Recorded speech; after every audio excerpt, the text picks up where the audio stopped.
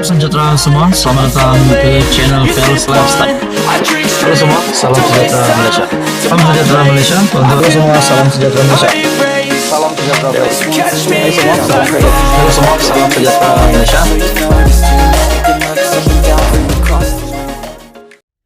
Halo semua, salam sejahtera Malaysia. Tuan-tuan dan puan yang amat dihormati semua. Pilihan raya kecil Kemaman yang akan diadakan pada 2 Disember ini. Kita juga sudah tahu calon daripada PAS, daripada Perikatan Nasional, yang akan bertanding untuk merebut semula kerusi Parlimen Kemaman yang kemenangan dibatalkan. Kemenangan yang dijulang oleh kepimpinan PN PAS pada PRU15 yang lalu, tetapi akhirnya dibatalkan kerana mahkamah memutuskan terdapat unsur rasuah. Nah, selepas kerusi Parlimen Kemaman dikosongkan, terdapat kabar angin, terdapat desas-desus Tun Dr. Mahathir yang akan bertanding bagi Parlimen Kemaman. Tetapi mana nama Tun Dr. Mahathir? Nah, saya boleh kata Tun Dr. Mahathir Mohamad, bekas Perdana Menteri Malaysia sebanyak 2 kali, dah tak ada harapan. Saya bukan berkata dalam pandangan lain. Maksud saya dah tak ada harapan untuk bertanding di Parlimen Kemaman disebabkan PAS Perikatan Nasional telah memuktamadkan bahawa calon untuk PN PAS yang bertanding di Parlimen Kemaman adalah itu Ahmad Samsuri Mokhtar. Nah, saudara-saudara yang amat dihormati, dalam sebuah perkongsian daripada Syabuddin Husin berkata, aduh, Hadi Awang rupanya masih belum putus asa nak jatuhkan kerajaan. PN masih berusaha menarik sokongan pemimpin UMNO yang tidak menyokong kerjasama parti itu dalam kerajaan perpaduan untuk bergabung dengan mereka, kata Abdul Hadi Awang. Presiden PAS berkata, pencalonan MB Terengganu Ahmad Samsuri Mokhtar di PRK Kemaman adalah persediaan untuk PN mengambil alih pentadbiran kerajaan. Nah, sebelum ini juga terdapat sebuah maklumat yang saya lihat di dalam media sosial yang berkata bahwa Ahmad Samsuri Mokhtar menjadi calon Perdana Menteri bagi Perikatan Nasional. Dan kata Ahmad Samsuri Mokhtar, itu orang cakap bukan saya yang cakap. Nah, adakah kita dapat kaitkan dengan kenyataan daripada Presiden PAS, Hadi Awang, yang berkata pencalonan MB Terengganu Ahmad Samsuri Mokhtar pada PRK di Kemaman adalah persediaan untuk PN mengambil alih pentadbiran kerajaan. Adakah Hadi Awang di sini sudah mengakui bahawa Ahmad Samsuri Mokhtar adalah calon PN bagi calon Perdana Menteri bagi Perikatan Nasional? PRK bukan untuk Kemaman saja, besar untuk Malaysia seluruhnya. Ini untuk menambah pertahankan kerusi Melayu PN yang ada. Kita sedang memujuk lagi UMNO kerana UMNO bukan semua sokong PH. Sedang pujuk lagi pihak lain untuk bergabung, katanya dalam ceramah perdana di Dewan Civic Kijal.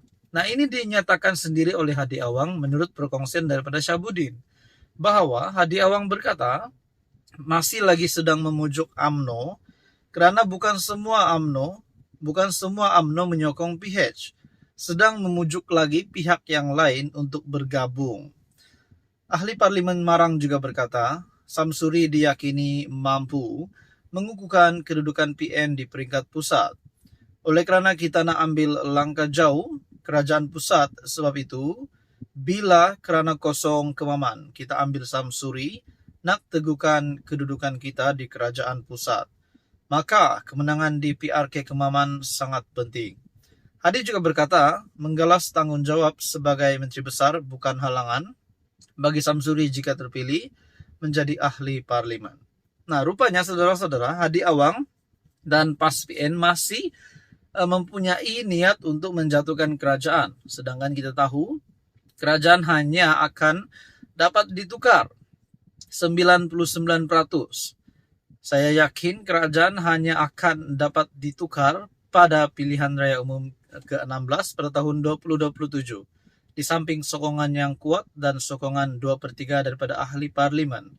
Tuan-tuan dan puan yang dihormati, terserlah sudah bahwa Hadi Awang sebagai Presiden PAS masih mahu memujuk UMNO untuk menyertai gabungan Perikatan Nasional. Nah, dan yang saya kata tadi, Mahathir juga tak ada harapan untuk menjadi calon di Kemaman disebabkan Ahmad Samsuri Mokhtar sudah menjadi calon. Apa komen Anda? Sekian saja, teruskan bersama di dalam channel ini untuk info yang seterusnya.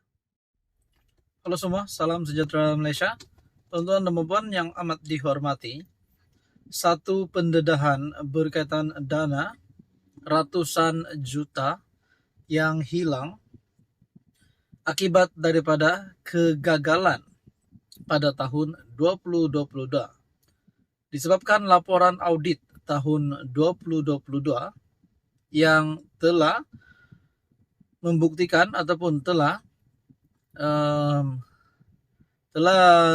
dikesan bahwa RM681 juta dana awam hilang akibat kegagalan 6 program.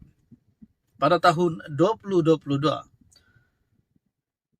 kita juga tahu siapa yang menjadi Perdana Menteri. Sebelumnya adalah Ismail Sabri Yaakob dan juga Tan Sri Muhyiddin Yassin. Nah, saudara-saudara, adakah kehilangan dana RM681 juta ini melibatkan nama dua bekas Perdana Menteri ini di bawah tadbiran Ismail Sabri dan juga Muhyiddin Yassin? Nah, itu menjadi persoalan. Adakah kehilangan dana RM681 juta ini adalah disebabkan kegagalan daripada pimpinan Muhyiddin Yassin sebagai Perdana Menteri pada ketika itu? Nah, saudara-saudara yang amat dihormati, saya tidak cakap RM681 juta ini diambil oleh Muhyiddin Yassin ataupun Ismail Sabri. Tetapi, saya bukan cakap begitu, saya bukan membuat spekulasi begitu. Tetapi, menunjukkan di mana satu artikel ataupun ulasan daripada Syahabuddin yang menyatakan laporan audit 2022 lebih RM681 juta dana awam hilang akibat kegagalan 6 program. Laporan Ketua Audit Negara 2022 mendedahkan RM681 juta dana awam hilang susulan kegagalan pelaksanaan 6 inisiatif. Mengikut perincian laporan diterbitkan, kegagalan pengurusan program penanaman padi menyebabkan negara rugi RM660 juta, yaitu dana tertinggi yang dibazirkan. Diikuti pengurusan pembangunan hartanah Lembaga Pembangunan Langkawi RM14 juta, pengurusan dan kawal selia senjata api jabatan dan agensi di bawah Kementerian Dalam Negeri RM6 juta, pengurusan program pemeliharaan kawasan perlindungan marin RM0.49 juta, program galakan pelaburan bagi sektor perkilangan RM0.29 juta, dan pengurusan program bandar selamat RM0.12 juta. LKN 2022 juga mendedahkan sebanyak RM21.35 juta pembaziran dana awam meliputi 3 program, yaitu pengurusan pekerja asing bersepadu dan sistem pengurusan berpusat pekerja asing sebanyak RM19.39 juta. Pengurusan program pemeliharaan kawasan perlindungan marin RM1.04 juta, dan pengurusan program memperkasakan kapasiti, kebolehan dan daya saing industri pembinaan RM0.92 juta. Sementara itu, 2 program dikesan tidak melaksanakan pembayaran secara teratur, yaitu pengurusan program podium sukan elit RM147 juta dan pengurusan program memperkasakan kapasiti, kebolehan dan daya saing industri pembinaan RM0.05 juta. Nah, saudara-saudara, tuan-tuan dan puan, Apa komen Anda berkaitan dengan isu ini, berkaitan dengan artikel ini, di mana menyatakan laporan Ketua Audit 2022 lebih Rp681 juta dana awam hilang akibat kegagalan 6 program. Bagi saya ini pasti satu kejutan baru untuk kepimpinan politik Malaysia. Apa komen Anda?